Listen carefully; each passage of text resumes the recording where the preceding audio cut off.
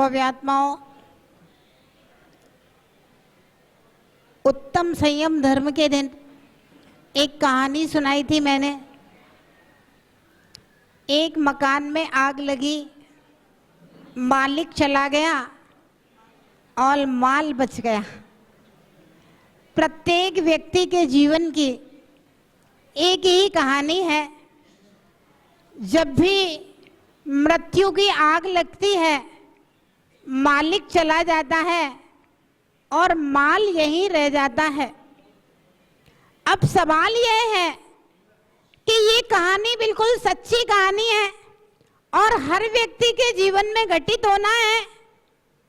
माल रह जाना है भैया और मालिक चला जाना है, और वह मालिक कोई और नहीं, मेरी स्वयं की आत्मा मालिक है जिसको जाना है। और आपने जो भी माल संग्रह किया है वो सारा का सारा माल यहीं रह जाना है और मालिक को जाना है।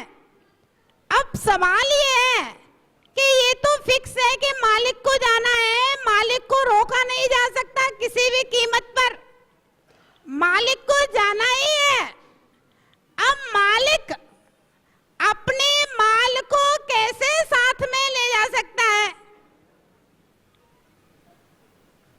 तो ध्यान रहे, व्रत कर लो, उपवास कर लो, पूजा पाठ कर लो, तप करते जीवन गया, द्रव्य गया मुनिदान, प्राण गए सन्यास में, तीनों गए न जान।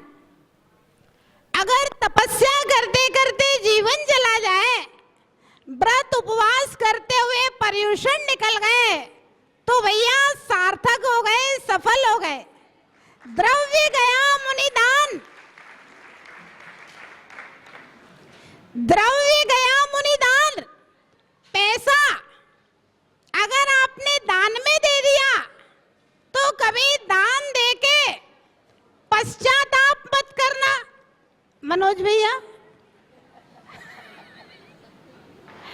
दान देके पश्चाताप नहीं करना। जो लोग दान दे करके पश्चाताप करते हैं विनोद जी, उनका पुण्य दिए हुए का पुण्य कम हो जाता है, और जो लोग दान दे करके प्रसन्न होते हैं, उनका जितना दिए हुए में पुण्य मिल रहा है उससे करोड़ों गुना पुण्य प्रसन्न होने से बढ़ जाता है। ये कर्म सिद्धांत की व्यवस्था है, ध्यान रखना। आपने कोई भी अच्छा काम किया, उपवास किए, हो सकता है तबीयत खराब हो जाए थोड़ी बहुत, अभी देखो जैसे जट्टी की है खम्मा से तकलीफ हो जाए, लेकिन फिर भी हमारे मन के हौसले कभी कम नहीं होना चाहिए। अब जैसे कोई मान लो साधु बन जाए, अब हम लोग हैं साधु बन गए, अब वापस घर तो जा नहीं सकते, अब बनने के बाद लगे अरे काहे को बन गए थे, काहे को बन गए थे, तो घर ही अच्छे थे। अरे बन तो गए ही है और जिंदगी भर ऐसे ही रहना है।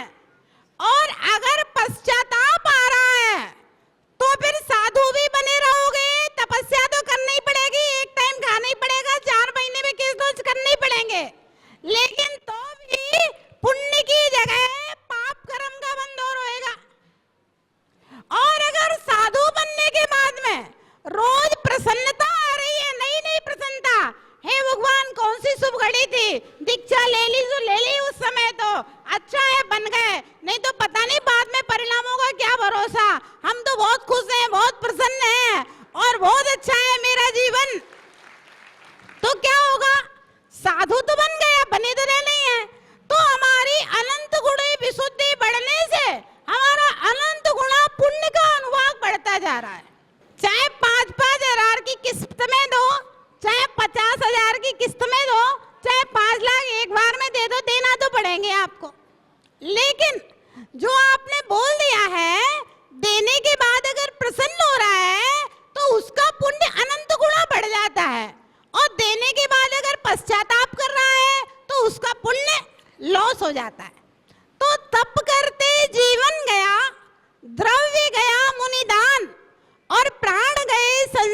सन्यास में तीनों गए न जान। अगर सन्यास पूर्वक मरण हो जाए, नमोकार सुनते सुनते मरण हो जाए, तो भैया प्राण गए नहीं है, प्राण तो अजर अमर हो गए हैं, अच्छी गति में चले गए हैं। आत्मा को तो रहना ही है, यहाँ रहे चाहे स्वर्गों में रहे, चाहे नरकों में रहे, चाहे त्रियंजों में रहे, आत्मा को तो रहना ही है। संन्यास में चले जाएंगे तो सीधे ऊपर जाकर के बढ़िया सुखी रहेगा। इसलिए कहा प्राण गए संन्यास में तीनों गए ना जान। भव्यात्माओं, मालिक को तो जाना है, आप उसको रोक नहीं सकते, है ना। अब ज्यादा से ज्यादा माल कैसे साथ में ले जाया जाए, तो एक धर्म का रिजर्व बैंक है बस।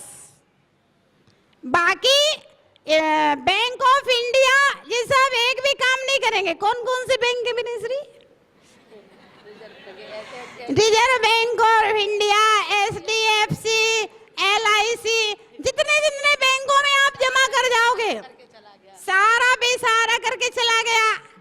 और आप जमीन में भी गाड़ जाओगे, आपके बेटे को भी नहीं मिलेगा। सोना चल धातु है और चांदी गल धातु है। चांदी आप गाड़ दोगे, वो मिट्टी हो जाएगी, पत्थर हो जाएगी, गल धातु है, गल जाएगी चांदी। और सोना चल धातु है, सोने को गाड़ दोगे तो सोना पड़ोसी के घर में खिसक जाएगा, आपके बेटे का भी नहीं मिलेगा। हाँ, तो इसलिए जितना भोग सकते हो कम से कम भोगो, तो कम से कम पाप लगेगा। और ज्यादा से ज्यादा अपने धर्म के रिजर्व बैंक में जमा करोगे, जिन शासन की प्रभावना होगी, आपका यश कीर्ति फैलेगा। और जितना जमा करोगे उससे अनंत गुणा आगे अगले जन्म में स्वर्गों में मिल जाएगा भैया। इसलिए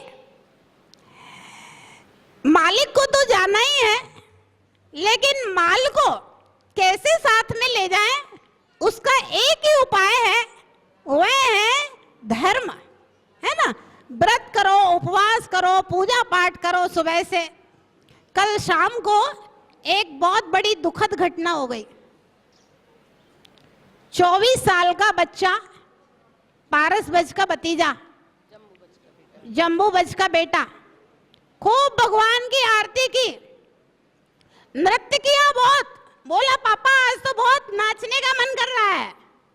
खूब भगवान का नृत्य किया और घर जाते ही साइलेंट अटैक आया और कुछ भी नहीं हुआ। और खूब मंदिर में आरती करके गया, 2 घंटे तक खूब नृत्य किया, भगवान का आरती करके गया। इस घटनाओं को देख करके लगता है कुछ भी नहीं हुआ, किसी ने मारा नहीं, कोई बीमारी नहीं थी, कुछ नहीं थी, कोई टेंशन नहीं था, कुछ भी नहीं था। आयु कर्म इसको कहते हैं, आयु कर्म। हाँ, 24-25 साल का था, आयु कर्म इसको कहते हैं। तो ध्यान रखना, मालिक को तो जाना ही है और माल यहीं रह जाना है। इसलिए हम अपने जीवन में जितना दान पुण्य कर लें, जितना संयम का पालन कर लें, जितना भगवान का भजन कर लें, वो भैया हमारे साथ जाने वाला है। क्योंकि संसार का जो सत्य है उसको मीठा मीठा बोल करके हम मिटा नहीं सकते। हम आपके सामने मीठा मीठा बोल देते हैं, आशीर्वाद तो दे देते हैं, जो भी आता है, हाँ भाई जन्मदिन है माता जी, हम कहते हैं शतायु भव, सहस्रायु भव। लेकिन आयु कर्म तो भाई जिसका जितना है उतना ही रहेगा। बहुत अच्छा, इन 10 दिन के तपस्वियों ने तपस्या की और हम लोगों को तो ऐसी उम्मीद भी नहीं थी कि विज्ञान नगर के चतुर्मास में इतने सारे लोग 10 लक्षण पर्व कर लेंगे। ये रितेश भैया एक समाज के अच्छे कार्यकर्ता हैं और हमारी ये प्रमिला ये भी महिला मंडल के अच्छे कार्यकर्ता हैं। रितेश भैया युवा मंडल के बढ़िया कार्यकर्ता हैं और इनके छोटे भाई को देख के तो लगती नहीं है कि ये 10 लक्षण कर पाएगा। लेकिन हमें तो 5 दिन बाद पता चला इनके भी 10 लक्षण के व्रत है। और ये राजवीर भैया का बेटा रजनी का बेटा है ना, इसके बारे में भी रोमिल के बारे, क्या नाम है, उम्मीद ही नहीं की जा सकती कि ये 10 लक्षण कर लेगा, देख के लगता नहीं है। और ये दादावाड़ी की मीना जैन है ना, बड़ी भावना से, मुझे तो 5-5 दिन बाद पता चला। और ये रीना के श्रीमान जी मुकेश भैया, इन्होंने पहली बार 10 लक्षण जी किए हैं। मुझे लगता है तत्वारशुद्धि क्लास पहली बार पढ़ रहे हैं, धर्म पहली बार पढ़ रहे हैं। और ये हमारे युवा अभिषेक भैया, रोहित भैया और शुभम भैया, ये तीनों की जोड़ी है ना, और तीनों एक साथ 10 लक्षण जी धारे हैं। ये छोटे छोटे से युवाओं को देख करके लगता है कि धर्म आगे बढ़ रहा है, उन्नति कर रहा है। और टिल्लू भैया, इनके बारे में तो मुझे 5 दिन बाद पता चला, नाम सुना था टिल्लू भैया, टिल्लू भैया, हमने कौन टिल्लू भैया है ना, बहुत अच्छा है। इनको देखकर लगता ही नहीं है कि ये 10 लक्षण जी कैसे करेंगे, है ना। चीकू भैया, वे भी समाज के अच्छे कार्यकर्ता हैं, धर्मात्मा व्यक्ति हैं चीकू भैया, उन्होंने 10 लक्षण जी किए हैं। और ये रिंकू भाभी, इनका तो 9वां 10 लक्षण जी है।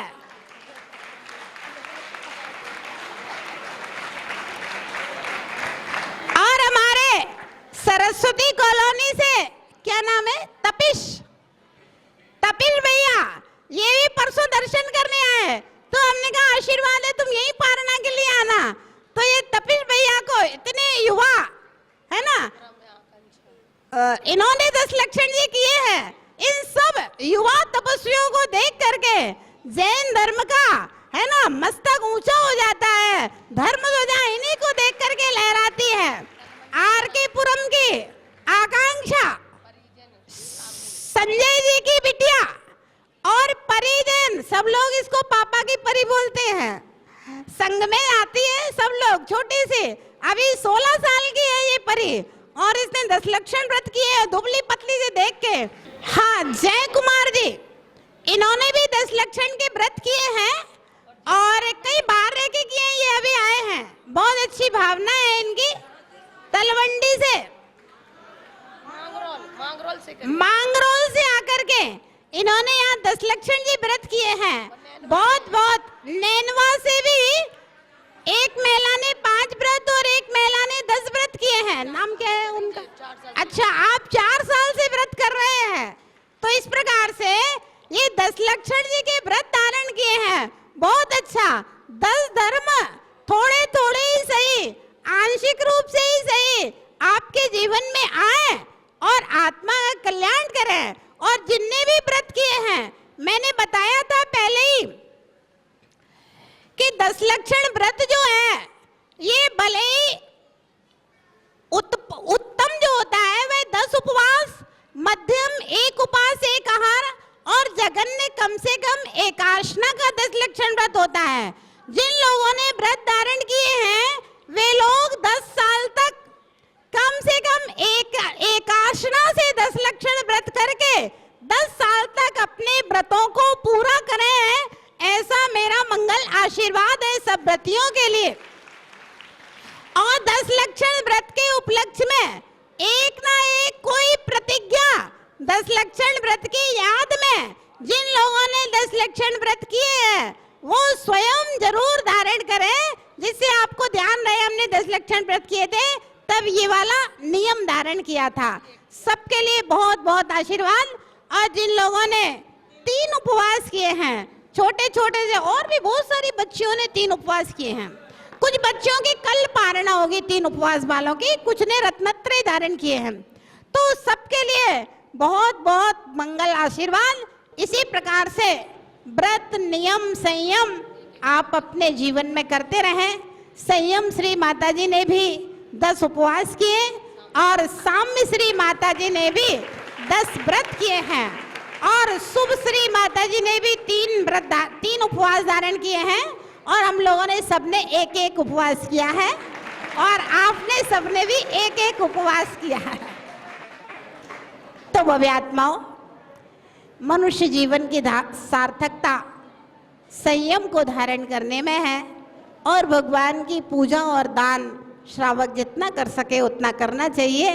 अन्यथा मालिक तो जाना ही है और माल यहीं रहना है। इसलिए आप अपने साथ जो भी साथ ले जा सकते हो वो एक धर्म ही हमारा सहारा है, आत्मा का और कोई दूसरा सहारा नहीं है। काल सिंह ने मृग चेतन को घेरा भवन में, नहीं बचावन हारा कोई, यूं समझो मन में मंत्र यंत्र सेना धन संपत्ति राजपाट छूटे, बस नहीं चलता काल लुटेरा काय नगरी लूटे। एक तीर के लगत कृष्ण की बिनस गई काया, देव धर्म गुरु शरण जगत में और नहीं कोई, भ्रम से फिरे भटकता चेतन देव धर्म गुरु यही हमारे सहारे हैं भैया, है ना। इस सहारे को पकड़े रहोगे तो संसार में पिसोगे नहीं, है ना, संसार समुद्र में डूबोगे नहीं।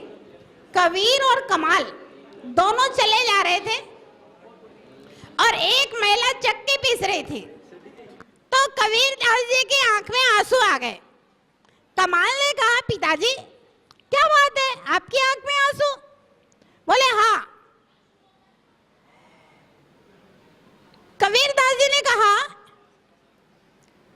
चलती चक्की देखकर दिया कबीरा रोए, दो पाटन के बीच में साबित बचा न कोई। बोला चक्की चलती देख करके कबीर रो रहा है। विषय और कसाय ये दो ऐसे पार्ट है ना, विषय कसाय आदमी के जीवन में ऐसे पार्ट हैं, उनके बीच में सब पिस रहे हैं, कोई साबित नहीं बचा। कमाल जोर जोर से हंसने लगा। कबीर बोले तुम क्यों हंस रहे हो? बोला चलती चक्की देखकर दिया कमाल हंसाए, कीले